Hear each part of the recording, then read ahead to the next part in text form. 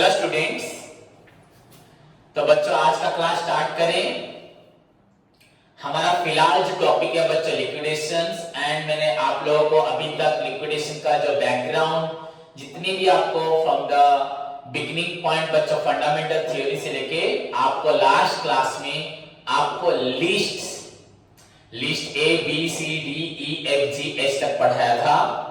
And बच्चों आज जो आपका टॉपिक है बच्चों, आज जो मैं पढ़ाने जा रहा हूं बच्चों, जो हम लोग कल पढ़े थे मेथड्स ऑफ बच्चों लिक्विडेशन, मेथड्स ऑफ बच्चों winding up. And the first one जो आपको बताया था बच्चों स्टेटमेंट ऑफ अफेयर्स मेथड।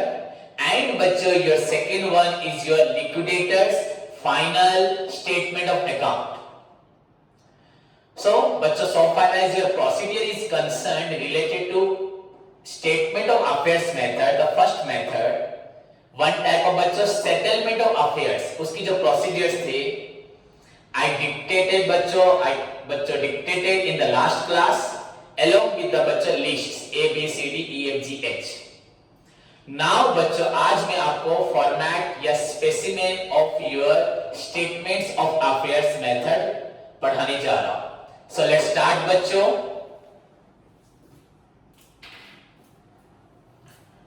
बच्चों हमारा आज का है फॉर्मेट। बच्चों पहला मेथड जो था हमारा of statement of affairs method.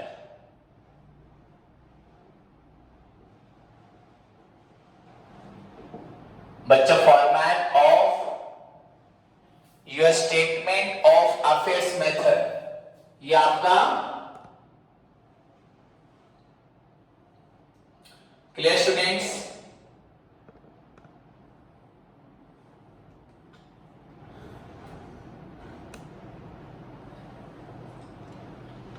So format of statement of affairs method बच्चों राइट डाउन बच्चों ध्यान सभी स्टूडेंट्स लिखें। फॉर्मेट या फॉर्म कुछ भी लिख सकते हो बच्चों।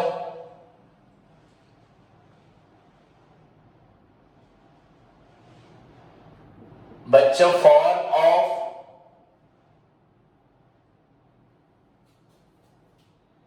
थोड़ा बच्चों अच्छे से लिखें, ये बहुत बड़ा फॉर्मेट है। फॉर्म ऑफ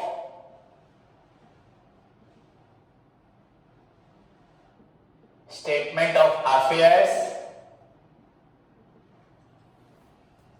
बच्चों form of statement of affairs ये आपका फॉर्मेट बहुत बड़ा है बच्चों, इसलिए सभी स्टूडेंट बच्चों अच्छे से लिखें।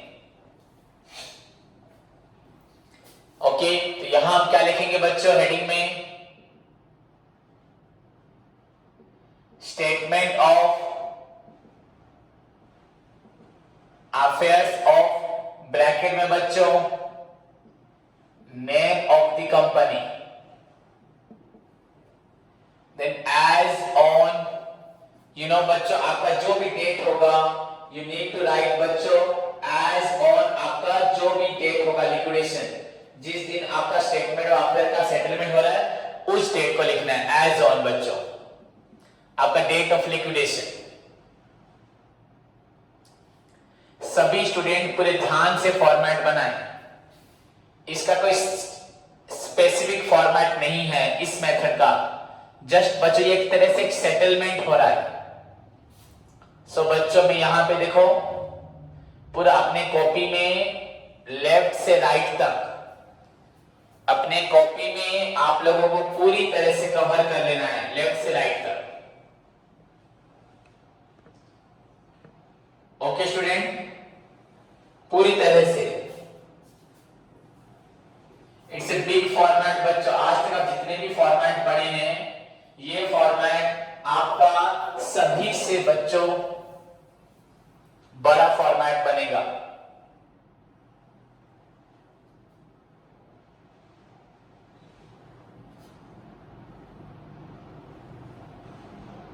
जितने फॉर्मेट आप लोग आज तक पढ़े हैं सभी से अलग है एंड सबसे बड़ा है बच्चों ये।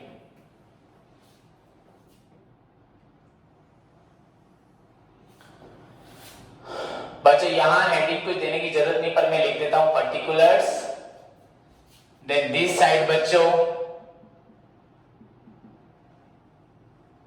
Estimated realisable value, estimated realisable value of assets भी लिख सकती हो, ये सिंपली बच्चे you can write estimated realisable value. बच्चों so this is your heading, सभी स्टूडेंट्स पूरे अच्छे से ध्यान से लिखें, बिल्कुल भी जल्दबाजी ना करें। Okay students, now right down. बच्चों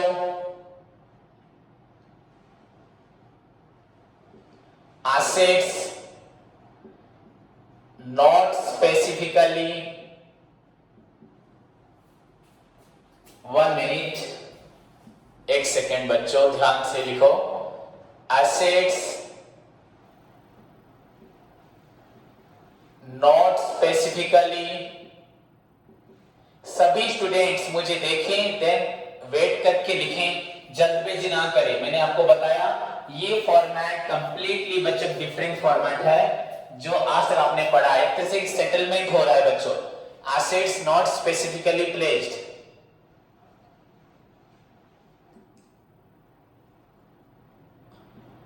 ब्रैकेट में बच्चों as per list A, as per list A, as per बच्चों आपका लिस्ट ए। ओके यहां लिखो इसके अंदर बच्चों कैश इन हैंड, यहां लिखे अमाउंट जो आपका रियलाइजेबल वैल्यू होगा, इस रुपीस को यहां लिख देते हैं बच्चों। कैश एट बैंक, सभी स्टूडेंट्स अच्छे से देखें, कैश इन हैंड बच्चों, cash at bank,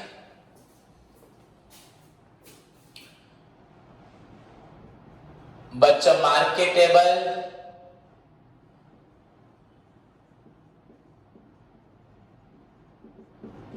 securities,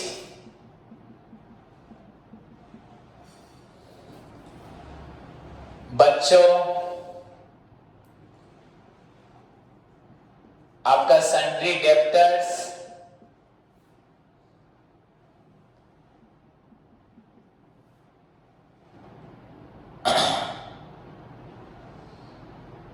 trade payable, sorry trade receivable, debtor के बाद भी रिसीवेबल जो होता है, ट्रेड रिसीवेबल। बच्चों आपका प्रीपेड एक्सपेंसेस,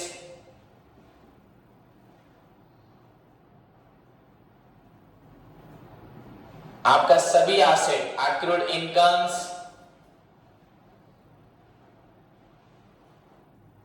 आपका क्लोजिंग स्टॉक, आपका calls in areas,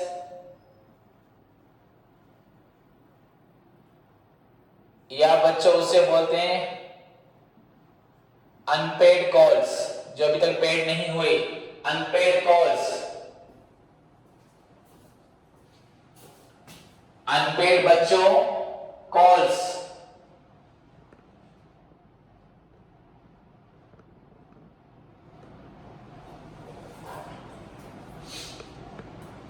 it's a big format, so बच्चे ध्यान दें, बिल्कुल भी जल्दबाजी ना करें।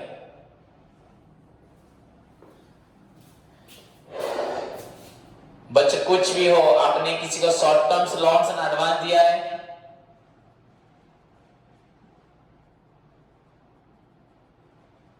या आपने बच्चे long terms loans and advance दिए, कुछ भी,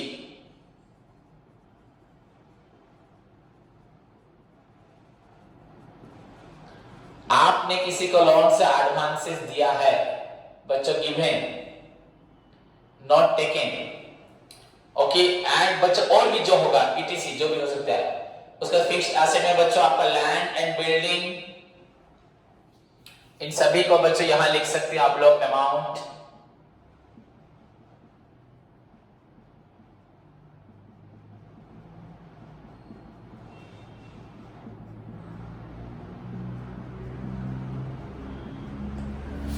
उसके बाद बच्चों land building plant machinery furniture fixtures, आपका जो मोटर व्हीकल्स जो भी एसेट्स है बच्चों, any assets you can right बच्चों, एनी एसेट्स आप लिख सकते हो। लैंड बिल्डिंग, मेरे पास स्पेस नहीं है तो आप लोग लिखें बच्चों लैंड बिल्डिंग यहां पे, उसके नीचे लिखें प्लांट और मशीनरी, उसके नीचे बच्चों लिखें फर्नीचर एंड फिक्सचर्स, फिर लिख सकते हैं बच्चों motor vehicles.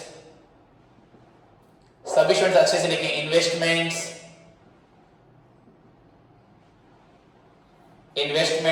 Land building plant machinery furniture motor vehicles investments.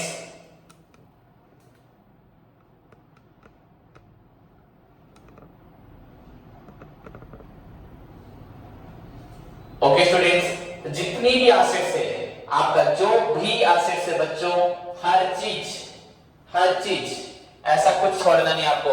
Live stock, आपके पास हॉर्सेस है, कार्स है, काउज है, बफेलोज है बच्चों, जो भी है लाइव स्टॉक। ओके बच्चों, एनी इन्वेस्टमेंट्स बच्चों, कोई भी आपने कहीं इन्वेस्ट किया किसी कंपनी में, इन्वेस्टमेंट्स में लिखा नहीं है।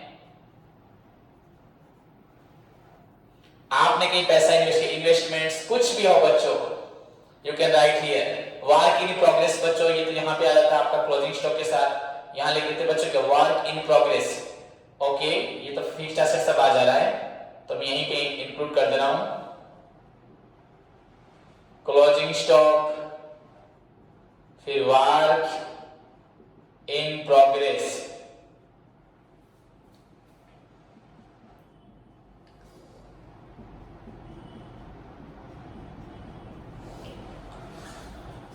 ओके, so these are बच्चों your assets not specifically pledged। मैं आपको समझा दूंगा, आप लोग समझ जाएंगे। आप बस सारे आइटम्स लिखें, सारे स्टूडेंट सभी आइटम्स लिखें, बिल्कुल वरीड होने की जरूरत नहीं है बच्चों। these are the assets not specifically pledged, these are the assets बच्चों not specifically pledged। ये आपका assets हैं जो not specifically pledged है।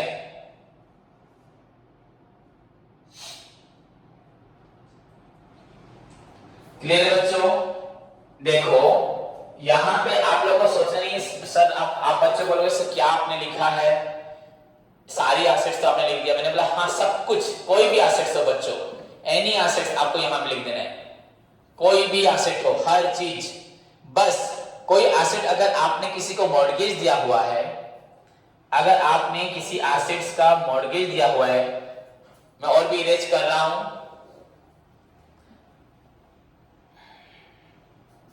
बच्चे, यहां टोटल कर देना, उसके बाद क्लोज नहीं करना, बस टोटल कर देना। उसके बाद बच्चों होगा आपका इससे थोड़ा नीचे बच्चों एसेट्स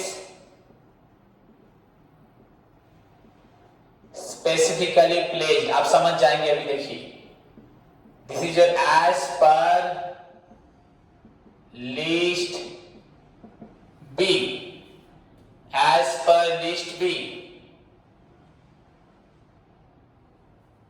as per बच्चों लिस्ट B,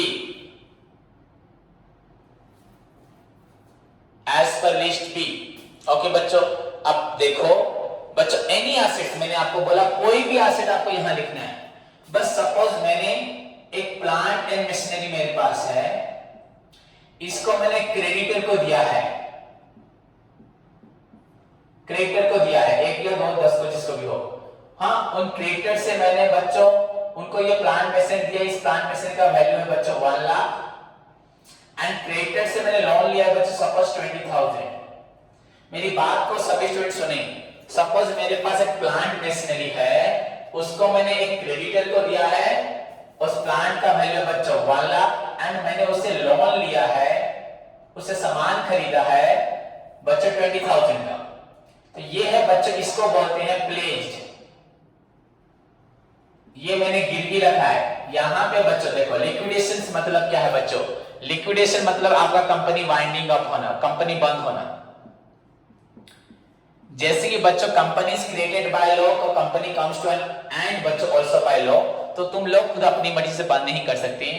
सो जब कंपनी वाइंड अप होगा, लिक्विडेशन होगा, तब आपको रजिस्ट्रार से परमिशन लेके कोर्ट से आपके लिए एक ऑफिशियल असाइनी आएगा जिसका नाम होता है लिक्विडेटर। उसका काम है बच्चों सारी एसेट्स को निकालना, सारी एसेट्स को निकालना, सारी। अब यहां पे एसेट्स को 2 भाग किया गया, एक बच्चों प्लेज्ड मतलब पहले बोला जाए नॉट प्लेज्ड एंड दूसरा बच्चों प्लेज्ड। नॉट प्लेज्ड बच्चों ये आपका नॉट प्लेज्ड था, ये किसी को गिरवी नहीं किया था। आपको मैं बोल नहीं रहा fixed asset, current asset, liquid asset ऐसे नहीं बोल रहा, टोटल एसेट्स बच्चों किसी को गिरवी नहीं दिया है एंड ये गिरवी दिया है। तो ये वाला चला गया, सारी एसेट्स को लिख दिया हमने, सब कुछ लिख दिया। हाँ एक सिस्टमेटिक में क्या लिखा, पहले सारी करंट एसेट लिखा, उसके बाद बच्चों फिक्स्ड एसेट लिखा, ऐसे हम लिख सकते हैं। तो सबको टोटल कर दिया हमने, वहां पे land, building, plant, machinery, motor vehicle, furniture सब लिखा था, इन्वेस्टमेंट भी लिखा था। सपोज बच्चों बहुत सारे प्लांट में से एक प्लांट हमने एक क्रिएटर को दिया है, उसका नाम है अशोक। ओके, तो उससे हमने लिया है बस 20,000, दिया है 1 लाख। तो ऐसा नहीं कि कंपनी के पास एक ही प्लांट होगा, बहुत सारे प्लांट हो सकते हैं। तो कंपनी ने अपने बहुत सारे प्लांट में से एक प्लांट को किसको दिया है, एक प्लांट को अशोक को दिया है। लो हाँ हाँ हाँ हाँ हाँ क्या, हाँ ठीक है, हाँ मैसेज कर दो, हाँ मैसेज कर दो।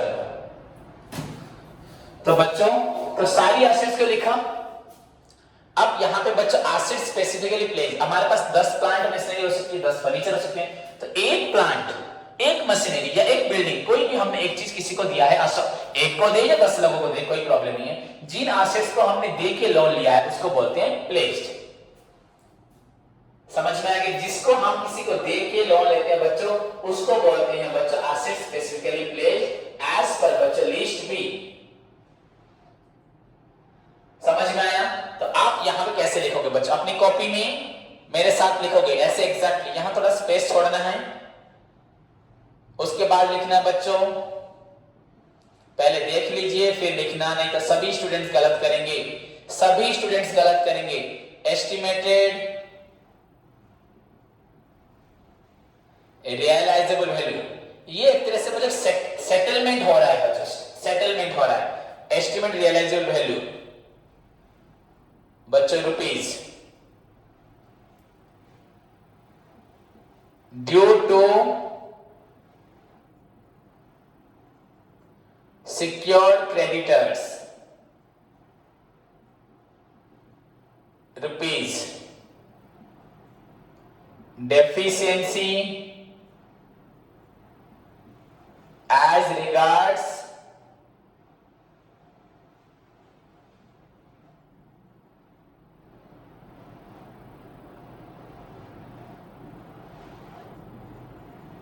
unsecured creditors। कोई भी बच्चा अपने मन से ना करे, यहां देखे लिखे surplus carried forward to last column. मैं जैसे लिख रहा हूं आप लोग को वैसे ही लिखना है एंड उसके साथ बच्चों आपको प्रॉब्लम भी वैसे ही करना होगा।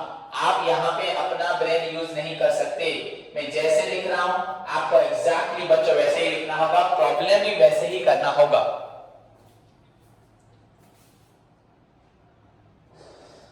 क्लियर बच्चों? तो सारी एसेट्स हमने जो लिखी थी वो बच्चों किसी को गिरवी नहीं दी थी एंड ये एसेट्स गिरवी दी है।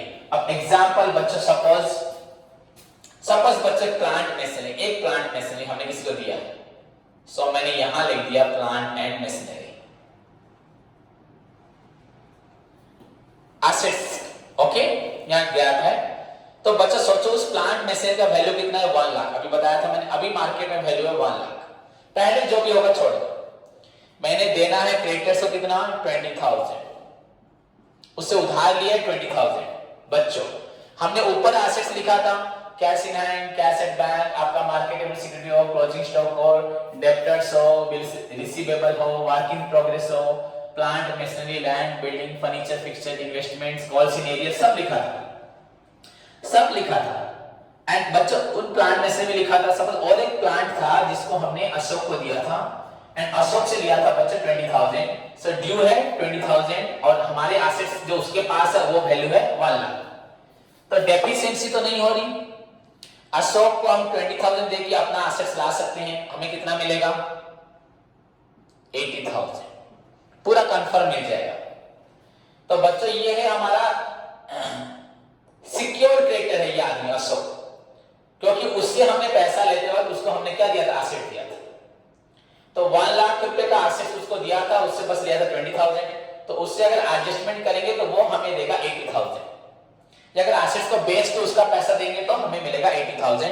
एंड क्या लिखा है, surplus carried forward to last column. तो सपोज ये आपका लास्ट कलम, लास्ट कलम यहां लिखना, थोड़ा नीचे लिखना।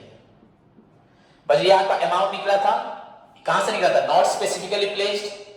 ये आपका वो एसेट स्पेसिफिकली प्लेस्ड, इसको यहां लिखते हैं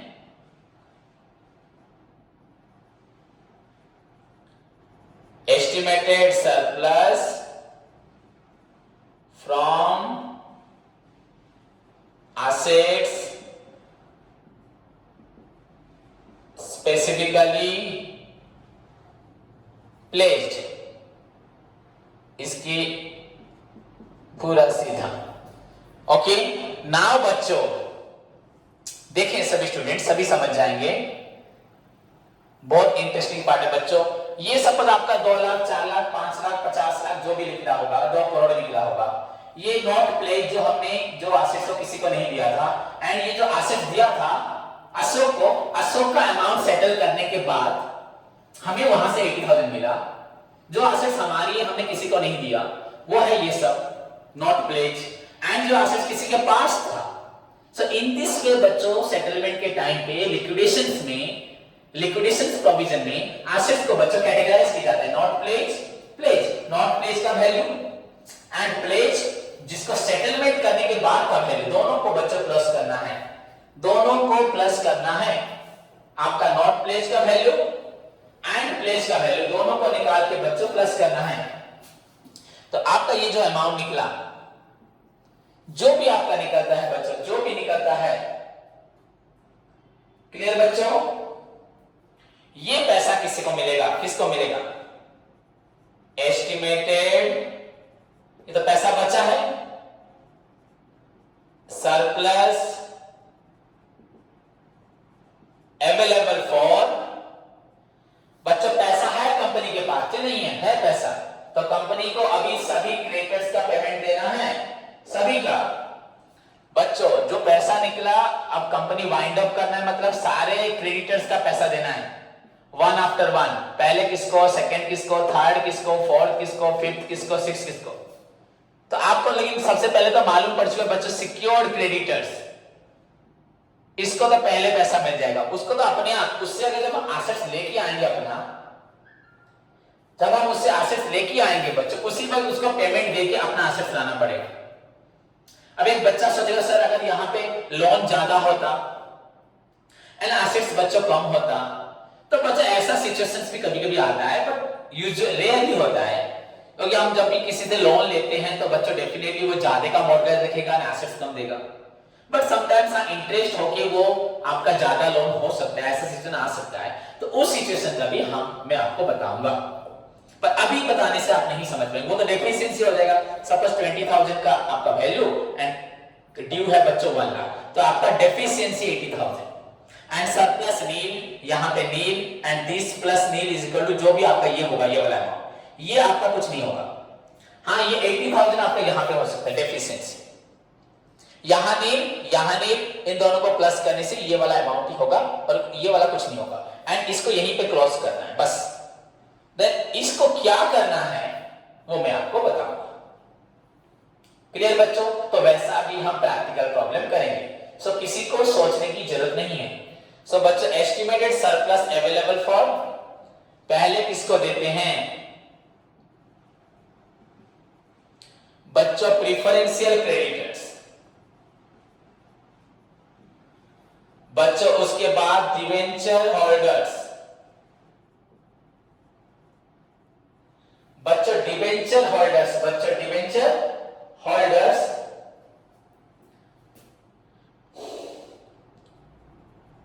secured by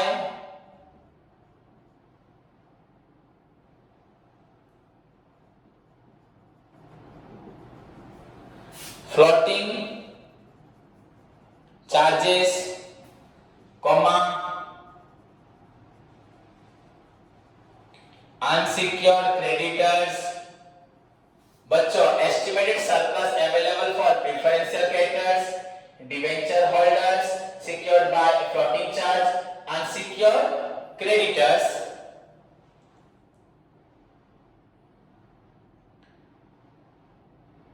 यहां लिख सकते हैं हम और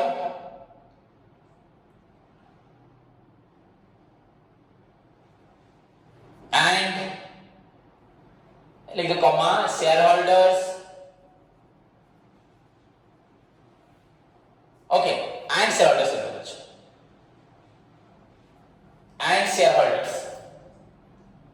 ओके ये आपका क्या, आप बोलोगे सर अब ये कहां से निकला? ये जो आंसर निकला बच्चों आपका ये तो था answer. Assets not specifically pledge आप यहां लिख भी सकते हो पर जरूरत नहीं, उसे लिखा नहीं जाता। एंड बच्चों ये वाला एसेट्स स्पेसिफिकली प्लेज, ये आपका आंसर निकला 80,000। इन दोनों को प्लस करने के बाद ये आंसर निकला। इस अमाउंट को आप क्या करोगे? ये पैसा निकला है, पहले पेमेंट होगा प्रेफरेंशियल क्रेडिटर को, कल मैंने आपको बताया था हुआ था प्रेफरेंशियल क्रेडिटर्स, बताऊंगा फिर से।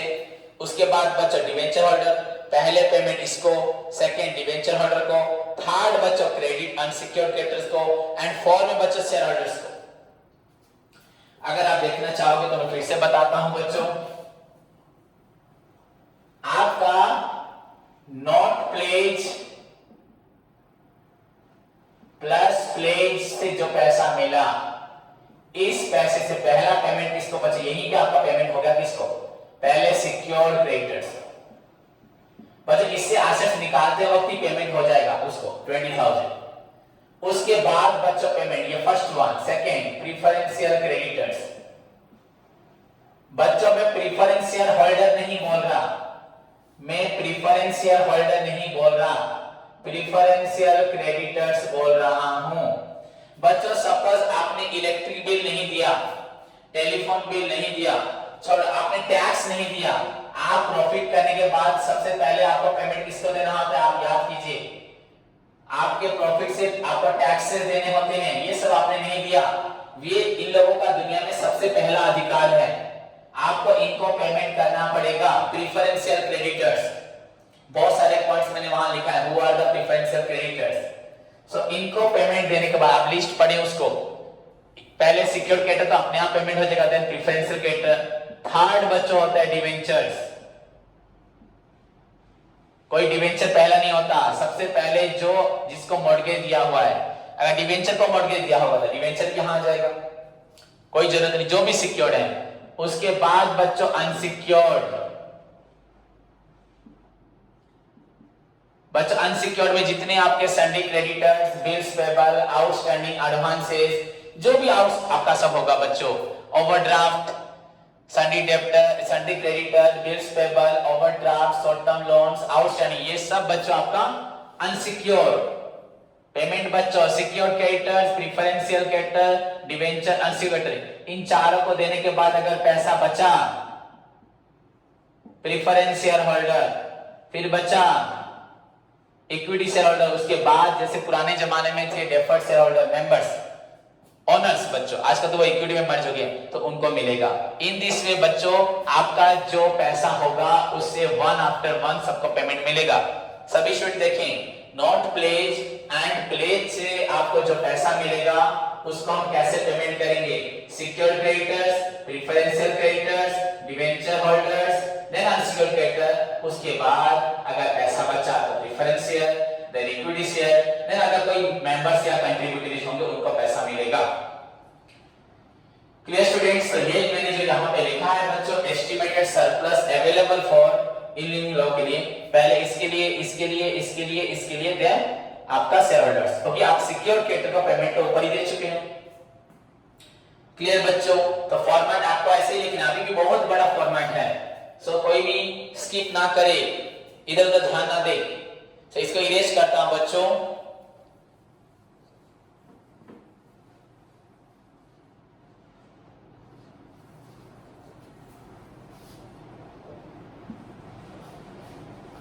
बच्चों ये जो आंसर निकला था आपका, उसी को मैं लिख रहा हूं, एस्टिमेटेड सरप्लस अवेलेबल फॉर, जो लोग थे उनका सबका नाम बच्चों, okay. Preference creditor, debenture holder, secured creditor, preference equity जो भी हो, ये आपका अमाउंट यहां निकला। क्लियर? मैंने यहां लिखा था उसको वहां फिर से लिख दिया। आप लोग नहीं लिखेंगे, आप लोग उसको फिर से एक्सटेंड करें, नीचे बढ़ा दे फॉर्मेट को, फॉर्मेट को बच्चों नीचे बढ़ा दे। देन बच्चों बीच में आपका जो है, बीच में बच्चों आपको लिखना है समरी ऑफ ग्रॉस एसेट्स।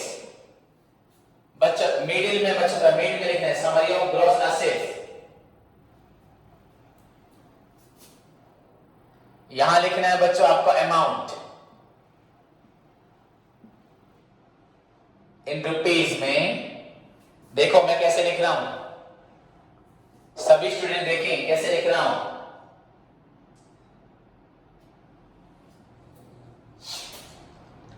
उसके बाद बच्चों यहां पे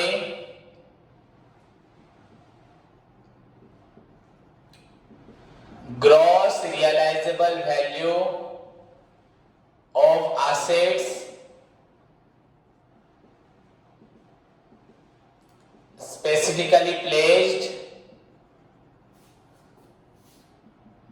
बच्चा ग्रॉस वैल्यू ऑफ एसेट्स, हमारा जो प्लेज जो एसेट था प्लांट एंड मशीनरी, उसका वैल्यू कितना था? 1 लाख। 1 लाख आफ्टर सेटलिंग 20,000, तो वो बच गया 80,000 हमें मिलेगा। पर मैंने यहां क्या लिखा? Gross value, summary of gross assets, पूरा एग्जैक्टली ऐसे लिखना है, आप इसको चेंज नहीं कर सकते। Gross realisable value of assets, तो ये बच्चों आपका हो गया 1 लाख।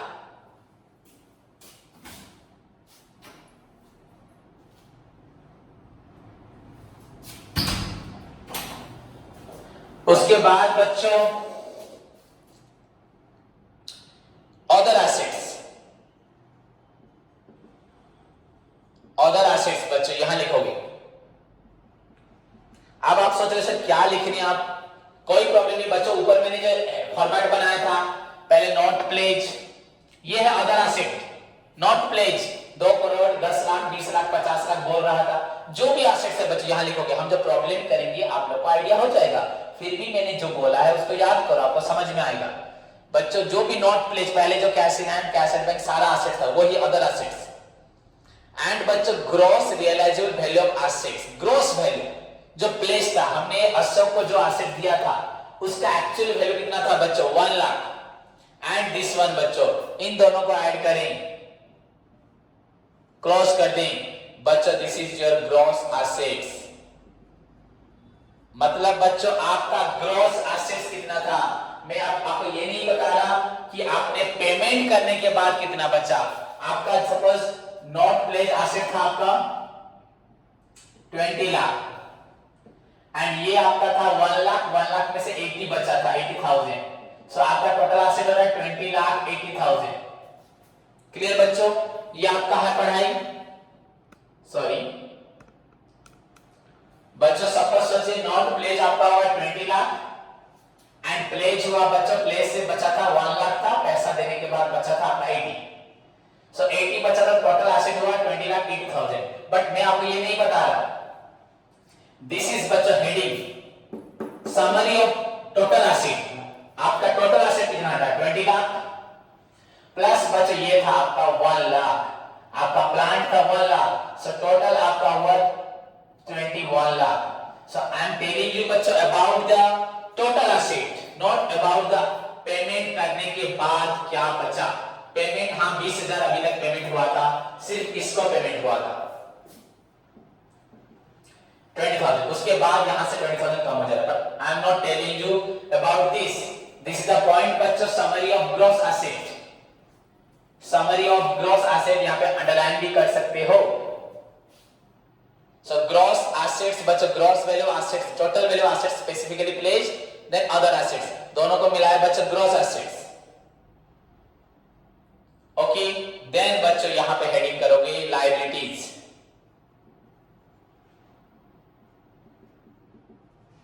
लायबिलिटीज एंड यहां हेडिंग करोगे बच्चों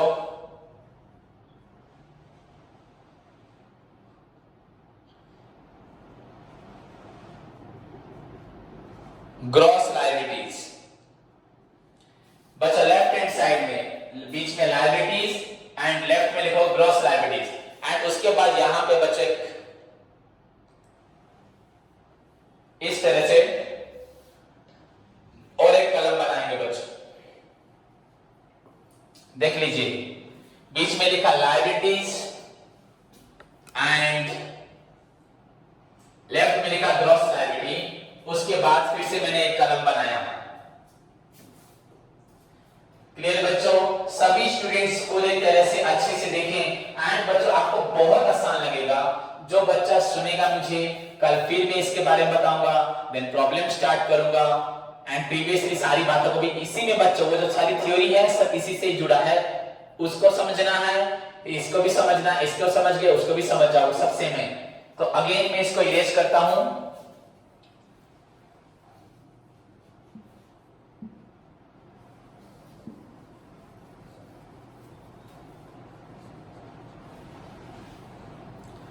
सो बच्चों अभी आपका ये हो रहा है लायबिलिटीज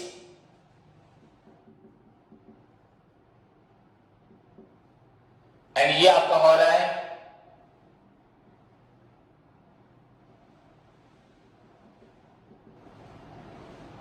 ग्रॉस लायबिलिटीज। लायबिलिटीज उसके बाद आपका हो रहा है ग्रॉस लायबिलिटीज।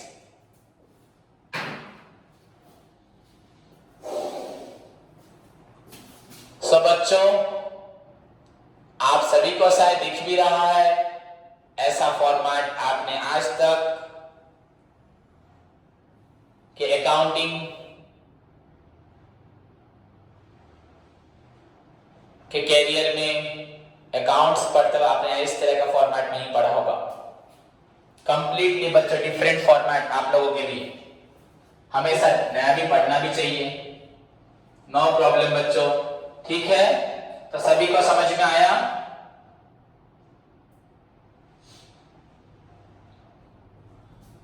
क्लियर बच्चों? So now move to the बच्चों, आपको लिखना है सिक्योर्ड क्रेडिटर्स।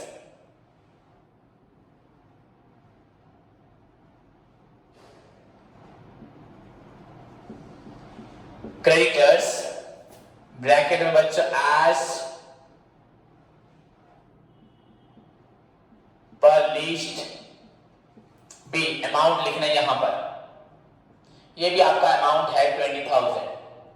याद कीजिए अशोक से आपने लिया था बच्चों 20,000। सिक्योर्ड क्रेडिटर्स बच्चों आपने उससे लिया था 20,000।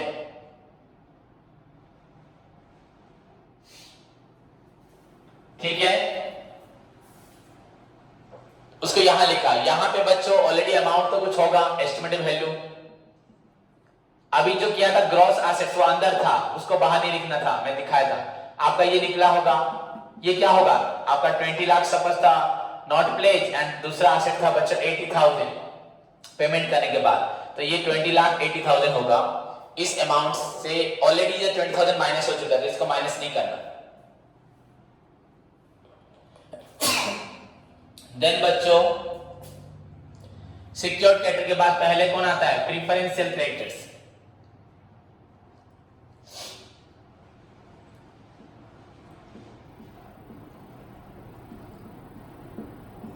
एज पर लिस्ट सी। बच्चों अगर सपोज जो भी अमाउंट होगा यहां लिखना एंड यहां भी लिखना। यहां पे 20,80,000 हमारे पास पैसा था, नॉट प्लेस एंड प्लेस से बच के, प्लेस से पेमेंट करने के बाद निकला था। आपको डिटेल बताऊंगा, आप फॉर्मेट के बाद कल फिर बताऊंगा बच्चों। ये ऐसा स्टेटमेंट है, यहां पे आपका नॉट प्लेस एसेट भी निकलेगा, प्लेस एसेट भी निकलेगा, पेमेंट भी होगा, ग्रॉस एसेट्स भी दिखाएगा, ग्रॉस लायबिलिटी भी दिखाएगा। आपका ग्रॉस एसेट्स निकल गया सपोज 21 लाख, यहां पे ग्रॉस लायबिलिटी भी दिखाएगा, सबका पेमेंट भी होगा एंड किस तरह पेमेंट हो रहा है ये भी पेमेंट दिखाएगा। बीच में जो दिखाया वो ग्रॉस एसेट्स, ये दिखाएगा ग्रॉस लायबिलिटी। पहला एक लायबिलिटी 20,000 का रेज क्रेडिटर को बी में, हाँ, और बच्चों ये वाला पेमेंट वाला प्रेफरेंशियल क्रेडिटर को होगा। ये पेमेंट तो ऑलरेडी यहां से माइनस हो चुका है तो इसने माइनस नहीं किया, तो यहां पे बस प्रेफरेंशियल क्रेडिटर माइनस हो रहा है। तो अब बच्चों यहां से इसको माइनस करना है, ये पेमेंट होके निकलेगा। तो बच्चों ये क्या निकला आपका? Estimated surplus. बच्चों अगर माइनस में निकला तो डेफिशिएंसी। सपोज ये था आपका 20,80,000, ये आपका 25 लाख हो जाएगा प्रेफरेंशियल क्रेडिटर, तो माइनस में निकलेगा, डेफिशिएंसी हो जाएगा। अगर यहां से 20,80,000 था, ये आपका 5 लाख निकल जाएगा, पेमेंट करने के बाद ही पैसा आपका बचता है, तो एस्टिमेटेड सरप्लस। अगर बचेगा तो हम लोग दूसरे लोग को देंगे, डिवेंचर को देंगे, तो एस्टिमेटेड सरप्लस बच्चों अवेलेबल फॉर बच्चों debenture holders secured by a floating charge. हमने लिखा था पहले हेडिंग, इससे पहले जो हेडिंग लिखा था बच्चों एस्टिमेटेड सरप्लस, वहां पे पहला लिखा था लेकिन प्रेफरेंशियल क्रेडिटर, अब उसको पेमेंट हो चुका है, तब नाम होगा डिवेंचर होल्डर से। उसके बाद क्या लिखा था बच्चों? Unsecured creditors.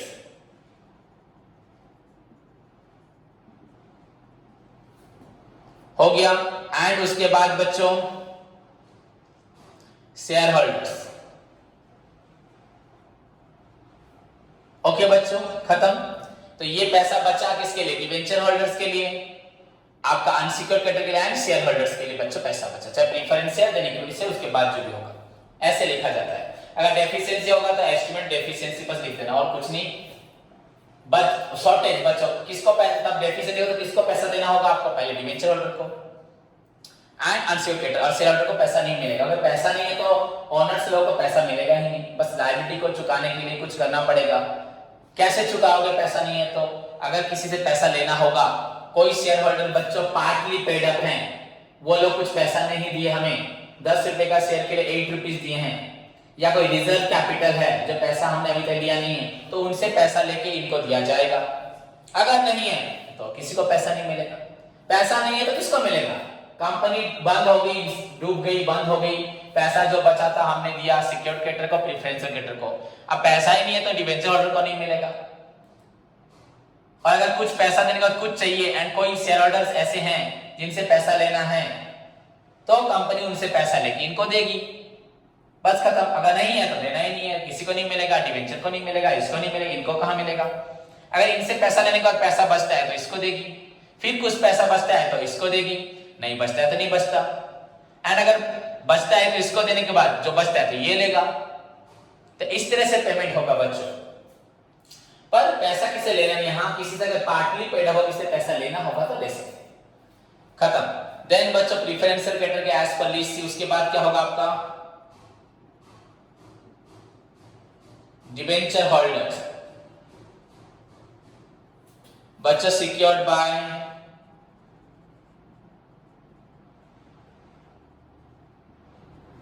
ए फ्लोटिंग चार्ज। बच्चों this is your as per list D.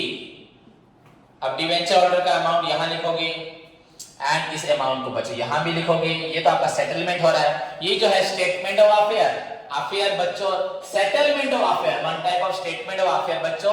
Affair को हमारे जितने मार्केट से लोन है उनको हम सेटलमेंट कर रहे हैं, तो इसको फिर माइनस करोगे तो बच्चों आपको क्या मिला, एस्टिमेटेड। यहां आपका लायबिलिटी मालूम पड़ रहा है, कितना लायबिलिटी था, ऊपर ग्रॉस एसेट्स मालूम पड़ रहा है, हमें ग्रॉस एसेट्स के बारे में मालूम पड़ा, ग्रॉस लायबिलिटी के बारे में मालूम पड़ रहा है। एंड इधर बच्चों हम सेटलमेंट भी कर रहे हैं, सबका पेमेंट दे रहे हैं। कौन दे रहा है, लिक्विडेटर दे रहा है, वो आपका स्टेटमेंट ऑफ अफेयर, मतलब एक तरह से सारी अफेयर को सॉल्व कर रहा है कंपनी को। जब पेमेंट सबको कर देगा, क्लोज, सबका क्लेम पूरा कर दिया, then move to the register के पास जाएगा, कंपनी का अफेयर्स खत्म, क्लोजिंग डाउन, स्टैम्प साइन, जो भी रिक्वायरमेंट्स होंगी, लीगल फॉर्मेलिटीज उनका पूरा करके कंपनी पूरी तरह से बंद, वो कंपनी पूरी तरह से अपना अस्तित्व खो देगी। सुनाओ बच्चों, एस्टिमेटेड सरप्लस, अगर पैसा बचता है तो सरप्लस, नहीं बचता है तो डेफिशिएंसी। सरप्लस अवेलेबल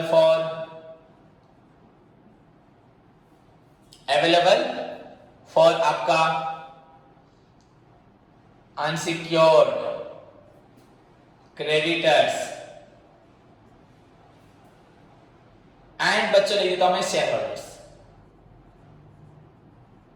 या बुक में आपका शेयर होल्डर नहीं लिखा होगा पर उनको भी तो पेमेंट होगा। क्लियर बच्चों, खत्म। उसके बाद आप लोग क्या लिखेंगे, उसके बाद क्या लिखेंगे, अनसिक्योर्ड क्रेडिटर्स। मैं आपको बोला अनसिक्योर्ड क्रेडिटर कौन है सब, इसके अंदर बच्चों आप ये एज पर लिस्ट ई बच्चों आपका जो भी होंगे, सन्ड्री क्रेडिटर्स दिखाई दे रहा है बच्चों, जो भी होंगे आपके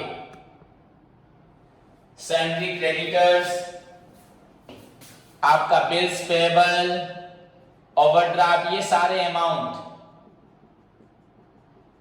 इसको ऐड करके बच्चों यहां लिखना है, इधर भी लिखना है, लायबिलिटी जानना है आपको, वही सेम अमाउंट, फिर इसे इसको माइनस करना है। जो बच्चा बच्चों ये आंसर निकला, ये आप किसको पेमेंट करेंगे फाइनली बच्चों, बोलिए। ये जो पेमेंट आपका बच्चा बच्चों, ये आप किसको पेमेंट करेंगे, सोच लीजिए, किसको पेमेंट करेंगे, ये पैसा बचा आप शेयर होल्डर्स को पेमेंट करेंगे। सो बच्चों राइट डाउन हियर, तो एस्टिमेटेड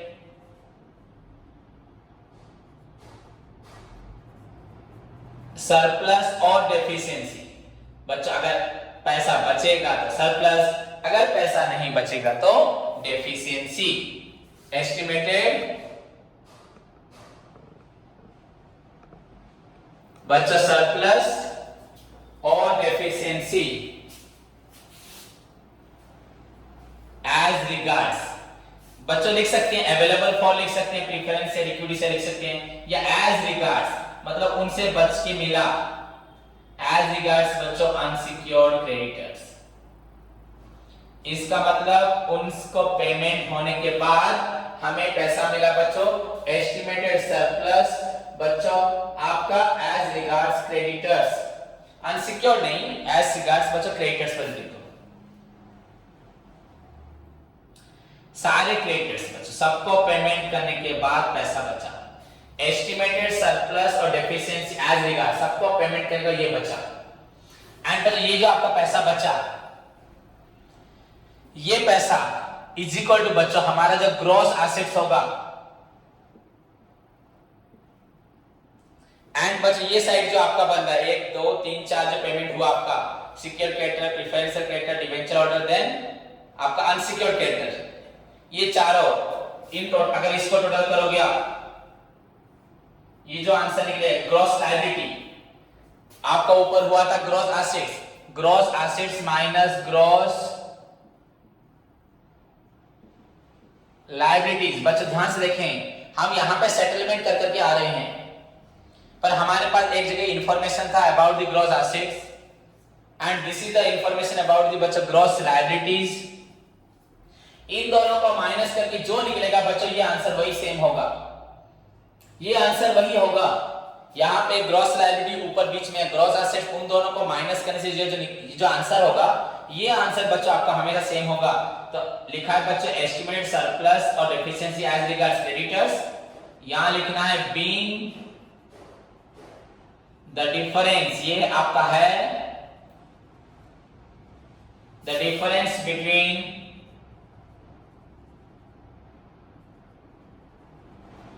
gross assets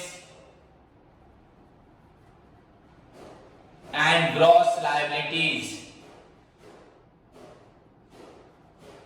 मतलब वो बता रहा है ये आपका डिफरेंस बिटवीन है gross assets and gross liability, बता दे रहा है आपका ये आंसर हमेशा gross assets and gross liabilities को अगर आप माइनस करते हैं तो जो निकलेगा ये आंसर वही होगा जिसको आप पेमेंट करेंगे प्रेफरेंशियल, इक्विटी शेयर, अदर कंट्रीब्यूटरीज को। सो दिस इज बच्चों आपका फॉर्मेट हुआ, इसमें आपको और थोड़ा पढ़ना है। उसके बाद पेमेंट करेंगे प्रेफरेंशियल होल्डर को as per list F. Then अगर पैसा बचा तो पेमेंट करेंगे, इसी सीरियल चलेगा बच्चों, ऐसे ही सीरियल चलेगा। इसके बाद आप लिखेंगे preferential holder as per list, E के बाद एफ, माइनस के बाद पैसा बचा तो equity share holder as per list G, and उसके बाद अगर पैसा बचा तो पहले जमाने में जो हमारे थे ओनर्स उनको पैसा बच्चों मिलेगा एंड सेटलमेंट। अगर यहां पैसा नहीं है तो कोई प्रॉब्लम नहीं है, अगर कुछ माइनस हो रहा है तो जो लोग पैसा देना वो लोग लाके देंगे किसको पैसा, अनसिक्योर्ड क्रेडिटर्स को। अगर बच रहा है तो उसको प्रेफरेंशियल ले जाएगा, कम बचे कम लेगा, ज्यादा बचेगा तो ज्यादा लेने, ज्यादा बचेगा ज्यादा बचने से ज्यादा नहीं लेंगे, अपना ही पैसा लेंगे। उसके बाद जो बचेगा वो इक्विटी शेयर होल्डर लेगा, वो आपका ये आप ई है तो एफ होगा आपका प्रेफरेंशियल होल्डर, जी है आपका equity share holder, and H जो लास्ट में रहेंगे, जो कल आपको लिस्ट बताई थी। एंड जो प्रोसीडियर्स बताया था बच्चों, प्रोसीडियर्स को आप पढ़ें, अभी मैं आपको फिर से कल बताऊंगा, आप पढ़ सकते हैं। तो ध्यान से इस procedures of the statement of affair, list and इस फॉर्मेट को अच्छे से लिखें। अभी भी क्लास अवेलेबल है, आप बैक जाके फिर से फॉर्मेट को बनाएं, इसने अगर गलत किया है करेक्ट करें। I will explain the procedures, your list, your format in detail again in your next class. तब तक आप लोगों का काम है अच्छे से नोट्स मेंटेन करके रखें एंड फाइनल अकाउंट्स के 2 प्रॉब्लम मुझे करके भेजें। धन्यवाद।